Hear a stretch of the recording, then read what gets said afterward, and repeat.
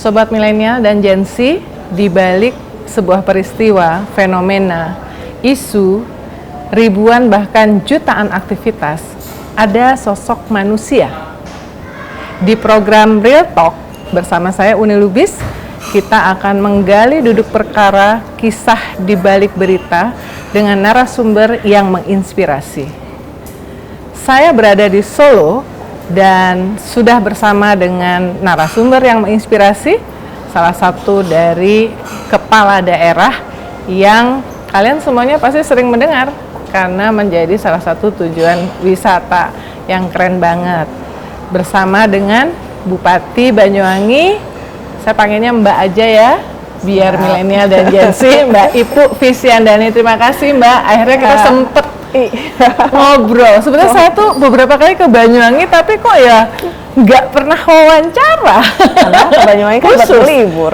Libur atau ada aktivitas, ketemu sama Ibu Bupati yang super sibuk ya. Jadi akhirnya ini kita dipertemukan. Nah, saya ngelihat di IG-nya baru pulang dari Singapura nih. Iya, kebetulan ada Rising ya? Kebetulan dikasih kesempatan untuk bisa ikut Rising Fellowship yang kedua.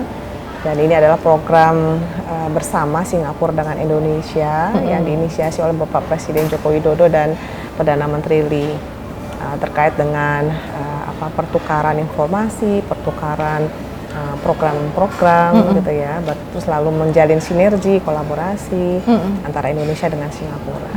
Dan kita bersyukur, Banyuwangi bersyukur bisa dilibatkan sehingga ke depan mudah-mudahan Banyuwangi bisa langsung mendapatkan kesempatan bersinergi dan berkolaborasi dengan beberapa sektor yang ada di Singapura, baik itu kesehatan, baik itu dari segi pendidikan, terutama dengan peningkatan kapasitas SDM.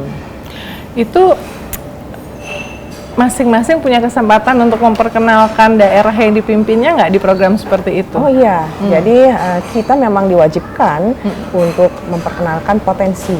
Kita juga ditemukan dengan pihak ketiga ya, seperti rumah sakit, lalu seperti perusahaan-perusahaan yang mengembangkan air mineral atau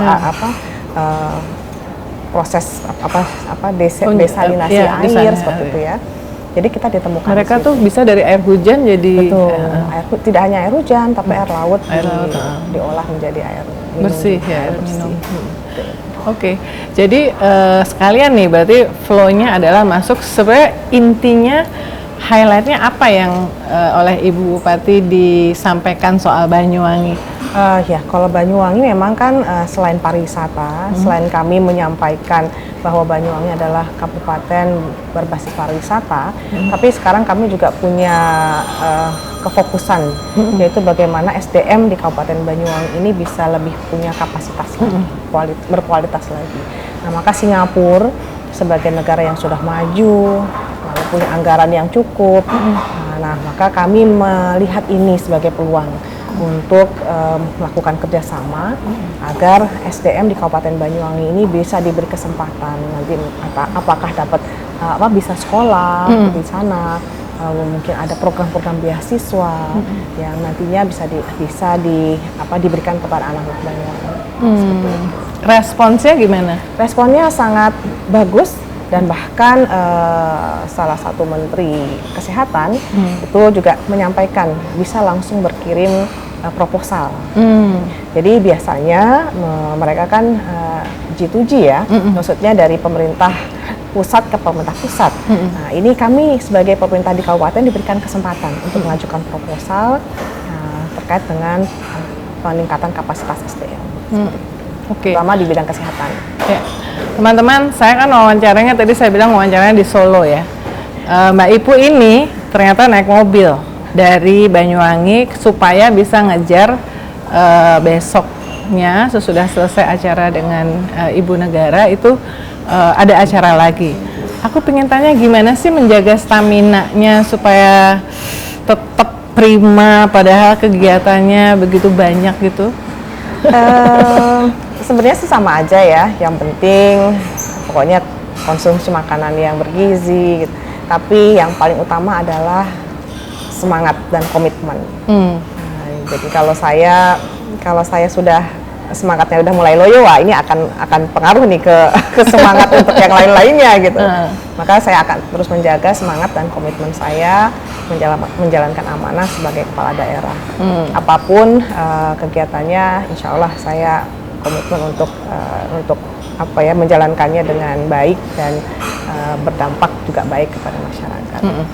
Nah, wawancara ini kita lakukan dalam rangka Hari Kartini, ya.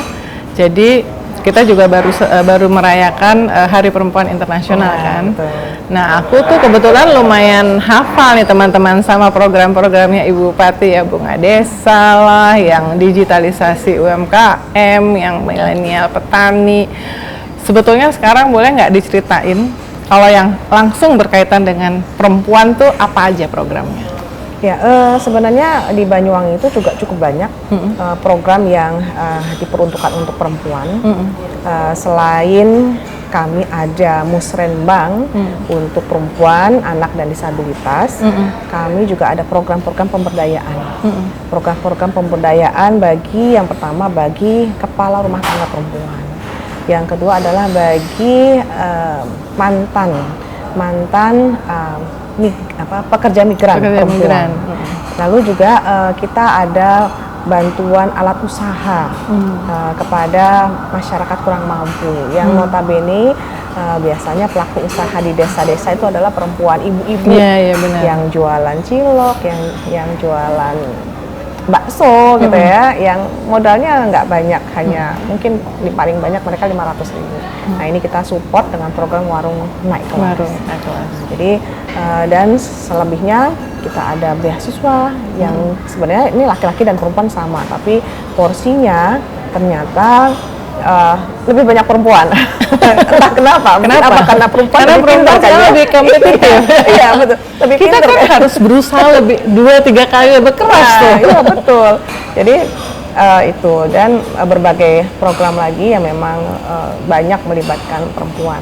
Karena saya sebagai bupati perempuan juga menyadari bahwa keberadaan saya ini harus bermanfaat juga untuk banyak perempuan di Kabupaten Banyuwangi. Jadi aku udah ngeliat tuh yang program yang untuk membantu UMKM warung naik kelas itu ya. Jadi kadang dikasih rice cooker, kadang kompor, sesuai dengan apa yang mereka butuhkan ya. Betul. Dan terus dimonitor nggak itu? Oh iya, kami monitor. Karena tujuannya kan sebenarnya ini kita ingin meningkatkan kualitas dari warung tersebut, gitu kan, higienitasnya, lalu produknya kita lebih tingkatkan lagi. Jadi kita terus monitor dan tidak hanya itu, kita terus pantau kira-kira apa sih yang dibutuhkan lagi. Nah, jadi seperti contohnya kalau mereka butuh NIB ya kita bantu, dan begitu juga dengan yang lain. Saya tuh belum pernah ikut Bunga Desa, so padahal jauh sampai nginep. Boleh nggak diceritain satu pengalaman menarik untuk program Bunga Desa, dan Bunga Desa ini apa sih buat milenial dan Gen Z nih? Ya. Bunga Desa itu bupati ngantor di desa. Jadi ini bukan program kunjungan kerja, tetapi benar-benar saya dalam satu hari bekerja di desa. Bahkan ketika lokasinya itu jauh dari pusat kota, itu saya juga harus bermalam di sana. Harus bermalam karena saya merasa tidak cukup saya hanya dari jam kerja dari pagi sampai sore saja. Tapi kalau dengan bermalam saya bisa lebih banyak berkomunikasi dengan masyarakat, dan masalah yang diselesaikan juga lebih banyak. Ini bukan masalah jumlah ya, kita tidak melihat jumlah masalah yang diselesaikan, tapi hak sipil dari masyarakat untuk juga diberikan kesempatan mereka untuk terlayani dengan baik. Kami bawa tim lengkap, baik semua dinas, baik Adminduk dan Dispenduk Capil, kami bawa dinas koperasi UMKM terkait dengan pemberdayaan, kami juga libatkan, lalu juga teman-teman Bapenda ya terkait dengan meningkatkan kesadaran masyarakat desa untuk melunasi pajak, gitu ya. Jadi ini jemput bola lah gitu bola, ya, jemput bola. Lalu juga teman-teman dari Dinas Pendidikan. Ini terkait dengan anak putus sekolah. Anak putus sekolah di desa-desa kita motivasi lagi.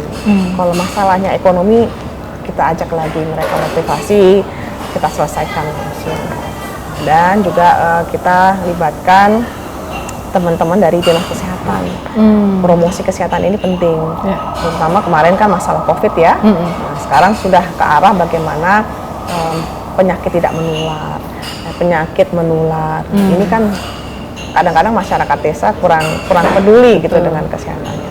Apalagi perempuan, Mbak Uni, perempuan, mereka kadang-kadang kurang sadar terhadap kesehatan dirinya. Nah, ini promosi kesehatan inilah yang kita bawa agar masyarakat desa juga tahu, terutama lansia juga. Ya, karena mereka juga berat ya untuk datang ke kota maksudnya.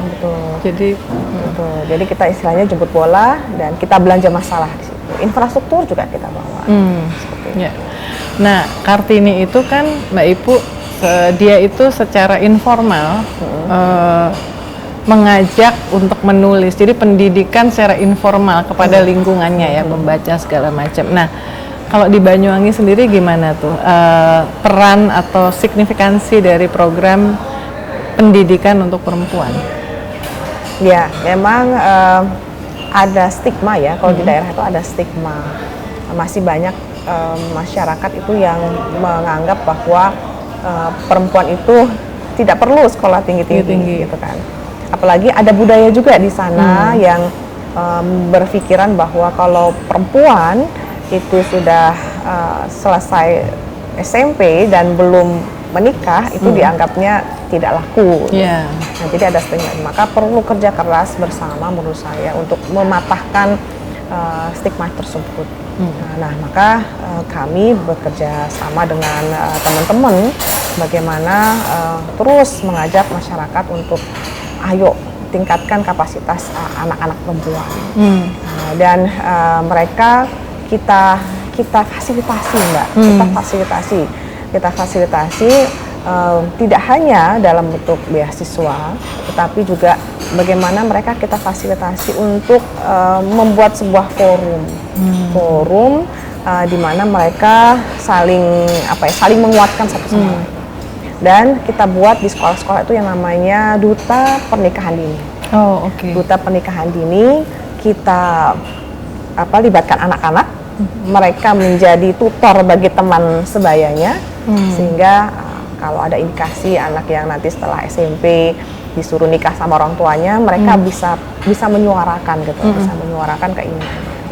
Seperti itu. Jadi kita punya ruang rindu, itu ruang rindu adalah fasilitas terutama bagi perempuan-perempuan Banyuwangi yang mengalami kekerasan seperti itu ya, masalah rumah tangga, masalah sosial, itu kita fasilitasi di situ. Aku pengen tahu lebih banyak tentang Mbak Ipu sih. Waktu kecilnya Mbak Ipu itu tipe yang seperti apa ya waktu anak-anak gitu? Ngapain sih kegiatan anak-anaknya? Ya, saya waktu kecil tuh seperti anak-anak biasa, Mbak. Suka main main galasin di Jakarta gitu. Anak Jakarta ya, anak Jakarta. Main layaknya anak-anak biasa. Tapi memang orang tua saya itu memberikan saya pendidikan cukup ketat. Jadi pendidikan itu sangat penting bagi orang tua saya, sehingga ketika hari libur orang tua saya itu lebih banyak mengajak kami ke toko buku dibandingkan ke tempat-tempat wisata. Ya mungkin dari 1 bulan kalau misalkan minggu itu 3 kali ke toko buku, 1 kali ke tempat wisata lah seperti itu. Jadi saya itu lebih banyak difasilitasi. Tapi rajin belajar berarti ya?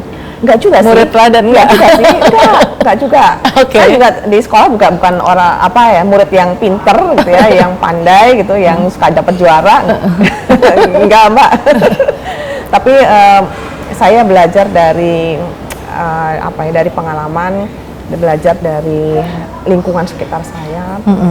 Dan memang saya senang kegiatan-kegiatan sosial. Jadinya disitulah saya banyak belajar dan disitulah saya juga banyak ilmu dari kegiatan sosial saya. Jadi saya tuh lebih banyak ilmu bukan di ruang kelas, Mbak, tapi malah di luar kelas. Ekstra. Jadi ikut organisasi apa aja yang ekstranya? Ketika sudah remaja, kemudian perempuan muda gitu. Ya, enggak. Kalau saya lebih ke organisasi yang ada di sekolah aja, Mbak. Jadi kalau di mahasiswa ya himpunan mahasiswa seperti itu. Selebihnya saya ya lebih formal aja, belajar aja di kampus. Nah, kalau dalam proses kemudian menjadi pemimpin daerah, siapa yang menginspirasi dalam bagaimana memimpin, menyelesaikan masalah? Saya belajar banyak dari suami sebenarnya, Mbak. Belajar banyak dari suami.